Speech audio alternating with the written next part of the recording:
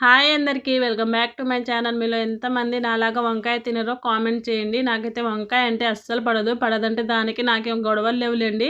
కాకపోతే తింటే చిన్న ఎలర్జీ ప్రాబ్లం, అందుకే కొంచెం వంకాయకి దూరంగా ఉంటాను. అలా అని ఎప్పుడు తినకుండా అయితే ఉండలేం కదండి. అందుకే అప్పుడప్పుడు వంకాయ కర్రీ కాకుండా ఇలా వంకాయ పచ్చడి చేసుకొని తినండి, చాలా బాగుంటుంది. మరి పచ్చడి ఎలా చేసుకోవాలో చూపిస్తాను, చూసేయండి. ఫస్ట్ అయితే మన ఛానల్ని సబ్స్క్రైబ్ చేసుకోకపోతే తప్పకుండా సబ్స్క్రైబ్ చేసుకొని లేట్ చేయకుండా వంకాయ పచ్చడి ఎలా చేసుకోవాలో చూపిస్తాను, చూసేయండి. వంకాయని ఇలా పెద్ద పెద్ద ముక్కల్లాగా కట్ చేసుకొని పక్కన పెట్టేసుకోవాలి. అలాగే 2 ఉల్లిపాయలను కూడా ఇలా కట్ చేసుకొని పక్కన పెట్టేసుకోవాలి. ఇప్పుడు స్టవ్ మీద కడాయి పెట్టుకొని కడాయిలో 2 టేబుల్ స్పూన్ల వరకు ఆయిల్ వేసి ఆయిల్ బాగా హీట్ అయిన తర్వాత మనం కట్ చేసి పెట్టుకున్న ఉల్లిపాయలు అలాగే ఈ వంకాయలను వేసుకొని బాగా మగ్గించుకోవాలి. అందులోనే 5-6 ఎండుమిరపకాయలు, 1 టేబుల్ స్పూన్ల వరకు ధనియాలు, 1 టేబుల్ స్పూన్ల వరకు జీలకర్రని వేసుకొని బాగా మగ్గించుకోవాలి. అలాగే చిన్న అల్లం ముక్కను కూడా యాడ్ చేసేసుకోండి.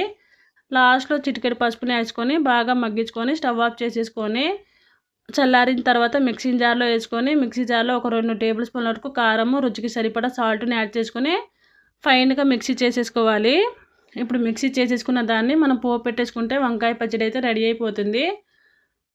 అదే కడాయిలో 2 టేబుల్ స్పూన్ల వరకు ఆయిల్ బాగా హీట్ అయిన తర్వాత అందులో ఆవాలు, జీలకర్ర, శనగపప్పు, 4-5 ఎండుమిరపకాయలు, గుప్పెడు కరివేపాకులను యాడ్ చేసుకొని బాగా మగ్గించుకోవాలి.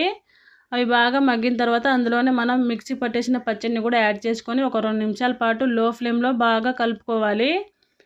ఇలా 2 నిమిషాల పాటు కలుపుకున్న తర్వాత స్టవ్ ఆఫ్ చేసుకొని ఇలా వేడి వేడి అన్నం కనుక కలుపుకొని తిన్నామంటే చాలా బాగుంటుంది. ఎప్పుడు వంకాయ కర్రీయే కాకుండా అప్పుడప్పుడు ఇలా వంకాయ పచ్చడిని కూడా ట్రై చేయండి, చాలా బాగుంటుంది.